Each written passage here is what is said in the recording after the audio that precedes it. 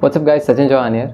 और आज इस वीडियो में मैं एक ऐसा टॉपिक कवर करने वाला हूँ जो आपकी काफ़ी ज़्यादा हेल्प करेगा रिगार्डिंग कैलिस्थेनिक स्ट्रेंथ बिल्डिंग। अगर आप गाइस अपनी प्रोग्रेशन में स्टक कर गए हैं या फिर ऐसा हो सकता है कि आप एक प्रोग्रेशन से दूसरे प्रोग्रेशन पे काफ़ी टाइम हो गया बट आप नहीं मूव कर पा रहे हैं, देन मे बी ये उसका रीज़न हो सकता है जो मैं आज कवर करने वाला हूँ। तो बिना टाइम वेस्ट करते हुए वीडियो को देखते हैं। और एक और बात गाइस, अगर आप न्यू है इस चैनल पे देन प्लीज़ सब्सक्राइब करना ना भूलें और बेल आइकन को जरूर दबाएं। सो गाइस, आज मैं बात करने वाला हूँ स्कैपुला स्ट्रेंथनिंग की। Guys, scapula is nothing but our shoulder blades जो शोल्डर को मूव करने में हेल्प करते हैं। और जैसे कि हम जानते हैं, अगर आप कैलिस्थेनिक्स कर रहे हो या फिर बॉडी वेट ट्रेनिंग कर रहे हो, shoulder is the most important joint. अगर गाइस आपकी स्कैपुला वीक है, देन हो सकता है कि आप कहीं ना कहीं हॉल्ट कर जाओगे, आपकी प्रोग्रेशन नहीं होगी, आप काफ़ी टाइम तक एक ही मूव पे स्टक रहोगे। सो आज गाइस मैं स्कैपुला स्ट्रेंथनिंग की एक्सरसाइज कवर करने वाला हूँ। एक और बात गाइस, मैंने बोला है कि this is one of the reasons, so that does not mean कि स्कैपुला ही आपका एक रीज़न हो सकता है। आप सब कुछ टेस्ट करें, अलग अलग चीज़ें करो, अलग अलग होल्ड्स, एंड्योरेंस, काफ़ी जगह पर एंड्योरेंस की ज़रूरत पड़ती है, स्ट्रेंथ की ज़रूरत पड़ती है। हो सकता है आप प्रॉपर तरीके से नहीं कर रहे तो एग्जीक्यूशन पे भी ध्यान देना पड़ता है। और एक और रीज़न हो सकता है स्कैपुला आपके वीक है, तो वहाँ पे मैं आज स्कैपुला कवर करने वाला हूँ, बाकी रीजंस कवर नहीं कर रहा। तो आपको सब कुछ देखना पड़ता है कि क्या आपका वीक पॉइंट है। अगर स्कैपुला आपका वीक पॉइंट है देन ये वीडियो आपको डेफिनेटली हेल्प करने वाली है। तो चलिए एक्सरसाइज को देखते हैं। पहले हम क्या क्या करने वाले हैं। सो गाइस, पहले बता देता हूँ स्कैपुला के मूवमेंट्स क्या क्या होते हैं। स्कैपुला के 4 मूवमेंट्स होते हैं। एक तो होता है प्रोट्रैक्शन। प्रोट्रैक्शन यानी इस तरीके से आपने हाथ अगर ऐसे रखा है, आप सिंपली हाथ को पुश करो दूर की तरफ, जितना पुश कर सकते हो, तो आपकी स्पाइन थोड़ा राउंड हो जाएगी। This is protraction. और इसको और अलग सिंपल भाषा में समझना है तो आपके शोल्डर्स को जब आप ऐसे पास में लाने की कोशिश करोगे, ये शोल्डर जॉइंट्स है मेरे और मैं इनको पास में लाने की कोशिश कर रहा हूँ, एक हॉलो बना रहा हूँ अपने यहाँ पे चेस्ट में। सो वो होता है हमारा प्रोट्रैक्शन। तो ये प्रोट्रैक्शन किसी भी हॉरिजॉन्टल पुशिंग में या फिर किसी भी पुशिंग में इन जनरल पुश करते टाइम प्रोट्रैक्शन ज़्यादा इंपॉर्टेंट होता है। प्रोट्रैक्शन बहुत ज़्यादा यूज़ होता है। तो हम प्रोट्रैक्शन को ट्रेन करेंगे। तो इसके लिए आप सबसे पहले आप नी पोजीशन में रह के आप स्टार्ट कर सकते हो। ऑल फोर्स पे रहो, नी प्लैंक का पोजीशन ले लो। नी प्लैंक इज दिस, एकदम स्ट्रेट लाइन है। फिर इसके बाद बिना एल्बो बेंड किए अपने स्कैपुला सिंक करेंगे और ऊपर लाएंगे। यहाँ पे गाइस एल्बो बेंड नहीं करना है। एल्बो अगर अपन बेंड करना स्टार्ट कर दोगे तो पुशअप बन जाएगा। हमको पुशअप करना नहीं है, हमको बाकी मसल्स को इन्वॉल्व नहीं करना है, हमको सिर्फ अपने स्कैपुला यूज़ कराने हैं। तो इसीलिए यहाँ पे आप ट्राई करना अपने एल्बो स्ट्रेट रखने हैं। आपको इस तरीके से रहोगे, पहले शोल्डर ब्लेड्स को एक दूसरे से टच कराओगे और फिर push up, touch, push up, touch, push up. ये अगर इजी हो जाएगा नॉर्मल पुशअप पोजीशन में, टच अप, टच अप, इस तरीके से करना है, ठीक है। और जब आप इसमें भी कंफर्टेबल हो जाएंगे तब आप एक हाथ पे भी इसको ट्राई कर सकते हैं। सो एक हाथ पे शुरू में आप इस तरीके से रख सकते हो बैलेंस के लिए, ये एक उंगली पे रह के पुश पुश। जब आप यूज टू हो जाओगे, बॉडी स्ट्रेट रहनी चाहिए। बॉडी इस तरीके से कर ली तो फायदा नहीं है, इस तरीके से रखना है और ये करना है, ठीक है। तो ये पहला मूवमेंट है स्कैपुला पुशअप्स। अब बात करते हैं दूसरे मूवमेंट की। सो गाइस, पहला बात किया हमने पुश की, अब बात करते हैं पुल की। तो जैसे पुश में हमको राउंड करना रहता है, पुल में हम रिट्रैक्ट करते हैं। यानी कि रिट्रैक्शन मतलब अपने शोल्डर ब्लेड्स को पीछे की तरफ धकेलना, अपने शोल्डर जॉइंट्स को एक दूसरे से दूर करना। तो ये शोल्डर ब्लेड्स पीछे से टच होंगे अगर आप ऐसे रिट्रैक्ट करोगे। तो ये पुलिंग मूवमेंट्स में बहुत ज़्यादा हेल्पफुल होता है, स्पेशली हॉरिजॉन्टल पुल। अगर आपको फ्रंट लीवर सीखना है या फिर आप रोज़ करते हो हॉरिजॉन्टली ऐसे पुल, तो उसमें बहुत हेल्पफुल होगा। तो चलिए इसको देखते हैं, इसको किस तरीके से परफॉर्म करेंगे। इसके लिए आपको कोई बार लगेगा। अगर आपके पास बार नहीं है देन रेजिस्टेंस बैंड की हेल्प लेनी पड़ेगी। बार या फिर रिंग्स भी काम आ जाएंगे। इसके बाद इस तरीके से हॉरिजॉन्टली आप लेट जाओगे और फिर क्या करोगे, बिना एल्बो बेंड किए पुल, जितना पुल कर सकते हो शोल्डर ब्लेड्स को एक दूसरे के पास, रिलैक्स, पुल, रिलैक्स, पुल, रिलैक्स। इसमें जब अच्छे हो जाओगे तब आप हाथ स्ट्रेट कर सकते हो। ये हिल रहा है तो उस चीज़ का ध्यान रखना है आपको कि गिरे ना, बॉडी से दूर हाथ लेके जाना है। बॉडी से दूर से मेरा मतलब है कि अपना हाथ आपका आगे आता रहेगा, अल्टीमेटली इधर नेवल रीजन के पास आना चाहिए। बट क्योंकि ये हिलता है तो मैं इतना पीछे जा नहीं सकता, तो जितना जा सकता हूँ उतना जाऊँगा। Pull, release, retract, release, retract, release. और आप इसको स्ट्रेट लेग करोगे तो और डिफिकल्ट हो जाएगा। यहाँ पे स्पेस ज़्यादा नहीं है इसलिए स्ट्रेट लेग नहीं दिखा रहा। और उसके बाद क्या करना है, जब ये हो जाएगा आपका सब कुछ कंफर्टेबल, तब आप एक हाथ पे भी इसको कर सकते हैं। अब इसमें भी सेम ध्यान यही रखना है कि आपकी बॉडी स्ट्रेट रहनी चाहिए। तो मेरा मतलब ये है, हॉरिजॉन्टल है इस तरीके से फ्लोर के तो हॉरिजॉन्टल रहनी चाहिए। ऐसा नहीं होना चाहिए कि एक हाथ पे हो तो ये पूरा चेस्ट इस तरीके से खुल गई है, ये रखना है आपको, और फिर पुल रिलीज, पुल रिलीज।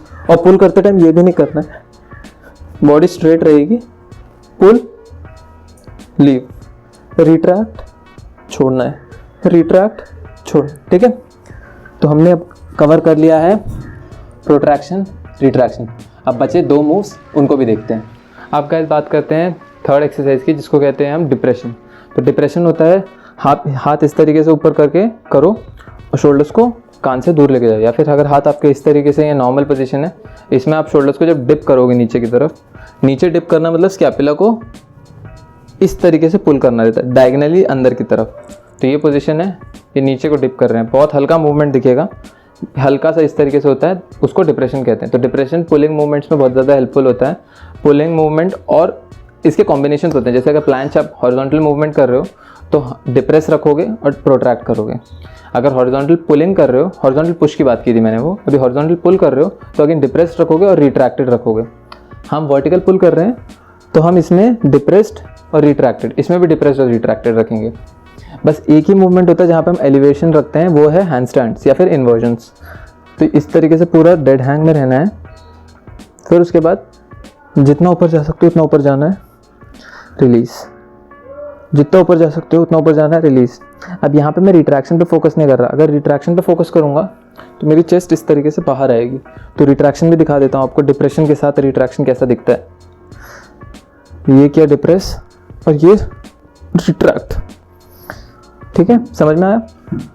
डिप्रेस किया और जैसे ही शोल्डर ब्लेड्स को एकदम पास में लाने गया तो ऑटोमेटिकली आपकी चेस्ट बाहर को निकलने लगेगी। अगेन एक बार दिखाता हूँ, सिर्फ डिप्रेशन दिखा रहा हूँ अभी मैं। ये डिप्रेशन, यहाँ पे आप सामने ही देख रहे हो, डिप्रेशन है, डिप्रेशन है। अभी depression with retraction, depress, retract, release, ठीक है। सो ये है डिप्रेशन। इसको स्टार्टिंग में करते टाइम आप ज़मीन पे पैर रख सकते हो और फुल डेड हैंग में रहना, और इस तरीके से परफॉर्म आप कर सकते हैं इसको स्टार्टिंग में। जैसे ही आप अच्छे हो जाओगे फिर आप पूरा लटक जाओगे हवा में लटक के ट्राई करना स्टार्ट कर देना। जैसे ये मैं पैर पूरा हवा में मेरे, और फिर मैं परफॉर्म कर रहा हूँ, ठीक है। थर्ड वेरिएशन जिसका काफ़ी डिफ़िकल्ट हो सकता है, तो शुरू में उसको इस तरीके से ट्राई करना मैं सजेस्ट करूँगा। जैसे वन आर्म की बात कर रहा हूँ मैं, तो अगर मैं वन आर्म पे परफॉर्म करना है तो दूसरे हाथ से हल्का सा सपोर्ट रहेगा, लाइक फॉर एग्जांपल थोड़ी बहुत फिंगर्स से सपोर्ट है, बट पूरी बॉडी मेरी लेफ्ट की साइड पे, एंड फिर मैं कर रहा हूँ तो मेरा राइट सपोर्ट के लिए। और जब एकदम अच्छे हो जाओगे तब इस तरीके से आप परफॉर्म करना, ठीक है। तो ये हो गया हमारा डिप्रेशन। अब लास्ट एक्सरसाइज देखते हैं। अगर लास्ट एक्सरसाइज ये एलिवेशन है। जैसा मैंने बताया, एलिवेशन मतलब होता है शोल्डर्स आपके इस तरीके से श्रग कर लेना, इसको एलिवेशन बोलते हैं।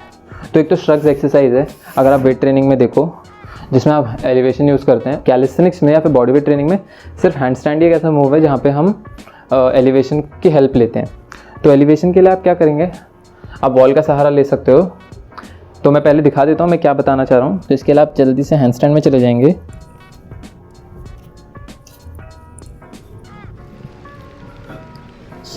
सिर्फ टोज ही टच रहेगा आपका, पूरी बॉडी दूर। पूरा रिलीज करना है, dead push up, release push up, नीचे जाना है ऊपर आना है, नीचे जाना है ऊपर आना है। यहाँ पे ध्यान ये रखना है कि आप अपने एल्बो बेंड नहीं कर रहे हैं, हमको ये हैंडस्टैंड पुशअप्स नहीं करने हैं, वो ध्यान रखना है। सो बस नीचे पुश, नीचे पुश, ये एल्बो बेंड नहीं होना चाहिए। इसका रिग्रेशन क्या कर सकते हो अब ये डायरेक्टली तो करना नहीं है, ये फाइनल हो जाता है, ये काफ़ी इंटेंस हो जाता है, तो उसका एक रिग्रेशन दिखा देता हूँ मैं। सो गाइस डायरेक्टली उस पर मत जाना हैंड स्टैंड पे। सबसे पहले मैं रिकमेंड करूँगा आप नॉर्मल पाइक पोजीशन में ट्राई करें, पाइक पोजीशन या फिर downward facing dog. But downward facing dog में थोड़ा वेरिएशन होगा। डाउनवर्ड फेसिंग डॉग में यूजुअली क्या होता है, हमारे फीट इस तरीके से प्लांटेड रहते हैं, बट हम प्लांटेड नहीं रखेंगे, हम टो पे आ जाएंगे। तो जब आप टो पे आते हो उससे क्या होगा, वेट सारा शोल्डर्स पे शिफ्ट होता है। टो पे आना है, shoulders on top of wrist, down up, depress elevate, depress elevate, ठीक है। ये चीज़ है। सामने के एंगल से एक बार दिखा देता हूँ।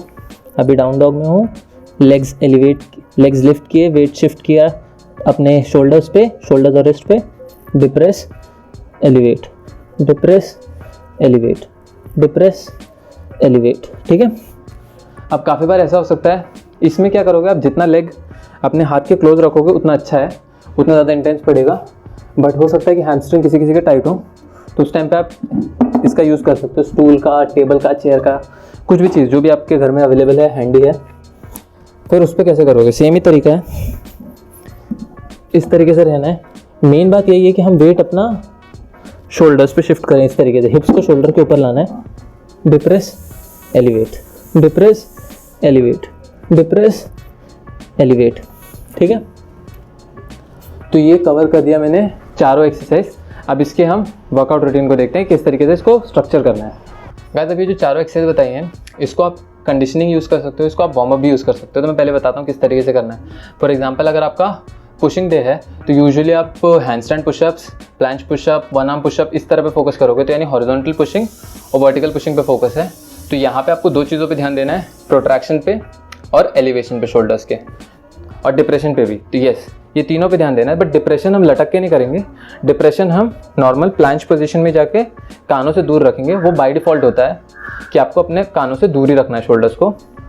तो प्लैंक पोजीशन में जाओगे आप और फिर प्रोट्रैक्ट करोगे और रिलीज़ करोगे। एक सेट इसका करोगे आप 10 से 12 रेप के लिए एज अ वार्म अप, और बाद में जब पूरी एक्सरसाइज आपका रूटीन खत्म हो जाएगा उसके बाद आप 3 सेट करोगे 10 से 12 रेपिटेशन के लिए फॉर कंडीशनिंग। सेम एलिवेशन के लिए करना है, पहला सेट करोगे आप 10 से 12 रेप के लिए एज अ वार्म अप, बाद में तीन सेट करोगे, 2 से 3 सेट 10 से 12 रेप के लिए after workout as a conditioning. इसी तरीके को अगर आप देखेंगे पुलिंग में, तो रिट्रैक्शन और डिप्रेशन, रिट्रैक्शन और डिप्रेशन मतलब लटक के इस तरीके से खींचने वाला। तो इन दोनों को एक एक सेट के लिए कर सकते हो आप before workout, like warm up में 8 से 12 रेप के लिए। और जब वर्कआउट आपका पूरा खत्म हो जाएगा तो कंडीशनिंग या फिर कूल डाउन कह सकते हो, 2 से 3 सेट के लिए अगेन 10 to 12 रेप्स। तो ये क्या है, आपके स्कैपुला को हेल्दी भी रखेगा, कंडीशनड भी रखेगा। और अगर आपको लग रहा है आप किसी प्रोग्रेशन पे स्टक कर गए हो, ये स्कैपुला वर्कआउट डेफिनेटली आपकी हेल्प कर सकता है। सो गाइस, इस वीडियो में बस इतना ही। आई होप आपको पसंद आई हो। If yes then please like करें, शेयर करें अपने फ्रेंड्स के साथ, और आप मुझे कमेंट सेक्शन में पूछ सकते हैं आप क्या नया देखना चाहते हैं। मैं डेफिनेटली कवर करने की कोशिश करूंगा। अगर आप न्यू है इस चैनल पे देन प्लीज सब्सक्राइब करना ना भूलें और बेल आइकन को जरूर दबाएं। Thank you so much guys मेरी वीडियो देखने के लिए। अगली वीडियो में मिलते हैं, बाय।